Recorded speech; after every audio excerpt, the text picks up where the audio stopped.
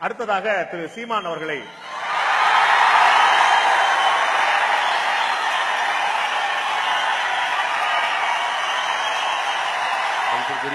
எங்கள் அண்ணன் பாண்டியராஜன் அவர்கள் பேசுகிற போது, இதுவரை தமிழ்நாட்டில் அம்மா உப்பு, அம்மா உரம், அம்மா உணவகம் அதான் இருந்துச்சு. இப்ப இந்த வரி, ஜிஎஸ்டி வரியும் அம்மா வரி தான் இப்பதான் நமக்கு தெரியுது.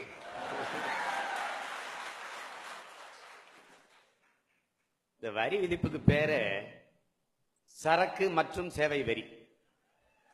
சரக்குக்கு மட்டும் இல்லை வரி.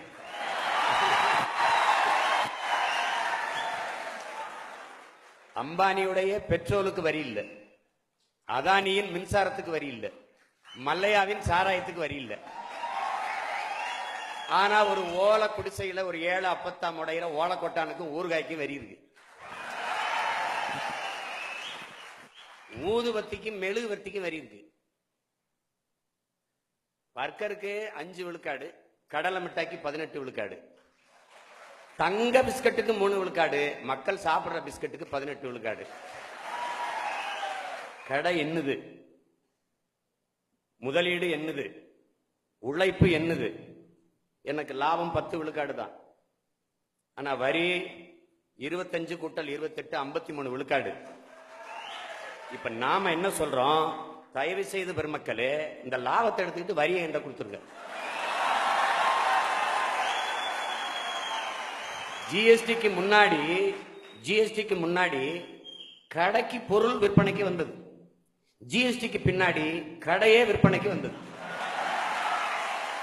இந்த வரி விதிப்பை எப்படி பாக்குறேன்னா, எனக்கு நீங்க பால் தர மாட்டீங்க, பழங்கள் தர மாட்டீங்க, சோறு தர மாட்டீங்க, நீர் தர மாட்டீங்க, ஆனா தினம் 100 மில்லி ரத்தம் மட்டும் எடுத்துட்டு போயிருவீங்க. அப்படின்னா நான் வாழ மாட்டேன், வளர மாட்டேன், செத்து போயிருவேன். ஒரு நாடு தன் நாட்டின் மண்ணின் வளம், மனித பேராற்றல் இதை பயன்படுத்தி உற்பத்தியை பெருக்கி லாபத்தை ஈட்டி வளர்வதுதான் பொருளாதார வளர்ச்சி. வெறும் வரியை மட்டும் வாங்கி வாங்கி வாங்கி வாங்கி ஒரு நாடு பொருளாதாரத்தில் வளர்ச்சி அடையும் என்பது வேடிக்கை. பொருளாதாரத்தில் பல அடுக்குகள் இருக்கு. ஒன்னு ஒட்டுண்ணி பொருளாதாரம், அடாவடி பொருளாதாரம், வர்த்தக பொருளாதாரம், பொதுநல பொருளாதாரம், சேவை பொருளாதாரம். இதுல இந்த ஜிஎஸ்டி வரிங்கிறது அடாவடி பொருளாதாரம். நான் தோட்டத்துல போய் வாழைய வைப்பேன், அதை நட்டு வளர்த்து அதுக்கு தோவை இழிச்சு விட்டு அதுக்கு மண்ணடைச்சு விட்டு உரம் போட்டு வளர்த்து எல்லாம் வைப்பேன். அது தார் விட்டு பழுத்து தொங்கும் போது ஒரு யானை வந்து கொலையோட தின்னு போயிடும். இதுதான் இந்த ஜிஎஸ்டி. இந்த பொருளாதார கொள்கைக்கு பேரு அடாவடி பொருளாதார கொள்கை. எங்க அண்ணன் சொல்றாரு, மாநிலங்களினுடைய வருமானம் பெருகிவிட்டது. அப்படின்னா தமிழ்நாடு அரசு பெற்ற 5 லட்சம் கோடி கடனை கட்டிடுவீங்களா நீங்க? இப்போ இது ஒவ்வொரு மாநிலங்களினுடைய பொருளியல் தன்னாட்சியின் மீது தொடுக்கப்பட்ட போர். அதை நல்லா விளங்கணும். நம் நாடு ஏற்றுக்கொண்டிருக்கிற பொருளாதார கொள்கை தனியார் மய, தாராளமய, உலகமய பொருளாதார கொள்கை, சந்தை பொருளாதார கொள்கை. சந்தை பொருளாதாரத்தை ஏற்றுக்கொண்டிருக்கிற எந்த நாடும் வாழாது, வளராது. இது சத்தியம், எழுதி வச்சுக்கணும். ஜிஎஸ்டி பத்தி பேசினாலும் 2 சந்தேகம் தான். ஒண்ணு, வரியே இதற்கு முன்னால் இருந்தது இல்லையா, இப்பதான் வரி விதிக்கிறாங்களா? ஒண்ணு. ரெண்டாவது ஜிஎஸ்டி வந்த பிறகு எந்தெந்த பொருளுக்கெல்லாம் வரி கூடிருச்சுன்னு சொல்லுங்க, இதுக்கெல்லாம் வரி அதிகரிச்சுட்டாங்க சொல்லுங்க. வரியை குறைச்சிருக்காங்களா அதிகரிச்சிருக்காங்களா? ஒண்ணு இல்ல, நீங்க மெழுகுவர்த்தி, ஊதுவத்தி, ஓலக்கொட்டான், ஊறுகாய்க்கு வரி ஏற்றிருக்கீங்களா இல்லையா? முன்னாடி வரி இருந்ததா இல்லையா? நீங்க பாதிப்பு இல்லைன்னா நெசவாளர் எதுக்கு போராடிட்டு இருக்கான்? எதுக்கு திரைத்துறையை மூடிட்டு இருக்கான்?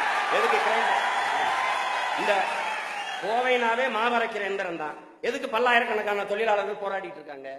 நீங்களே என்ன சொல்லி வாங்க பேசிக்கலாம், தீர்த்துக்கலாம், மறுபடியும் சரி செஞ்சுக்கலாம். அப்ப பிரச்சனை இருக்குல்ல.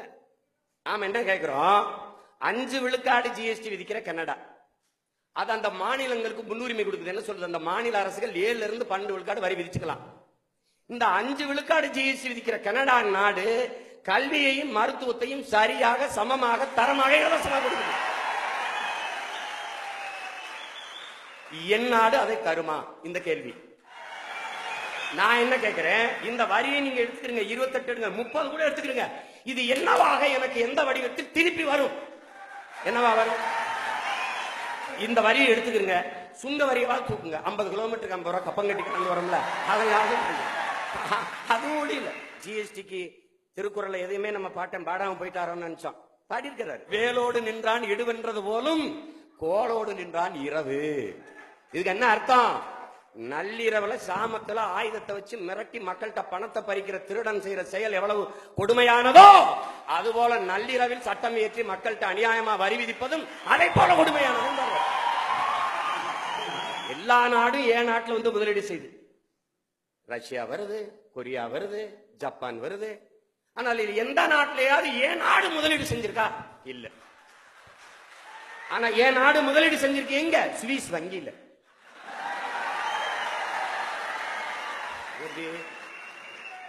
சுவிஸ் வங்கியிலிருந்து கருப்பு பணத்தை கொண்டு வாங்கன்னா அப்பதான் சுருக்கு பையில இருந்து கருப்பு பணத்தை எடுத்து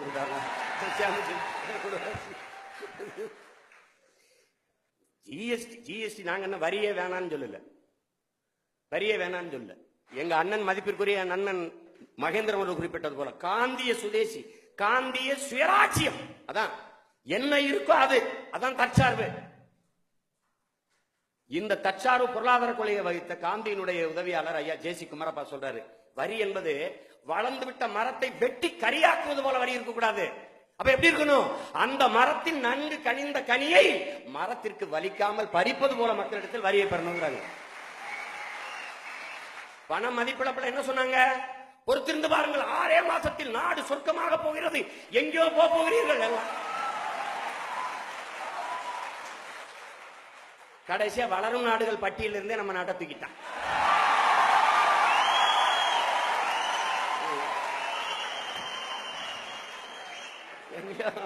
வளர்ந்த நாடாயிருச்சோ, வளர்ந்த நாடாயிருச்சோ, வளர்ந்த நாடாயிருச்சு. ஏழ்மையை ஒழிக்கணும், ஒரே வழி ஏழையை கொன்று.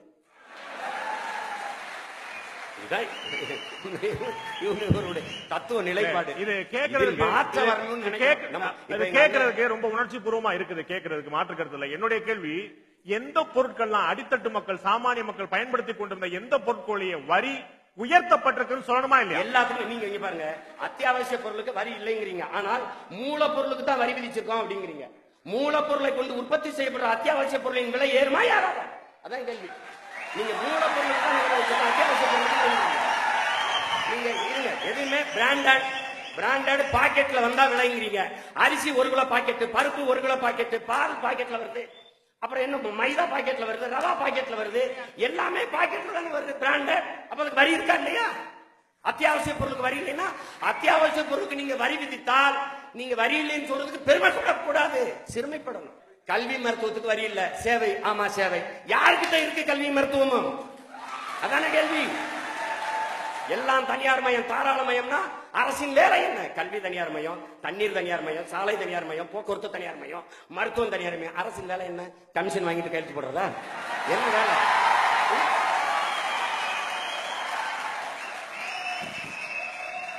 பக்கத்துல ஒரு மாநிலத்துல 10,000 கிலோமீட்டருக்கு நதிகளை இணைத்துக் கொண்டு வரார் சந்திரபாபு நாயுடு.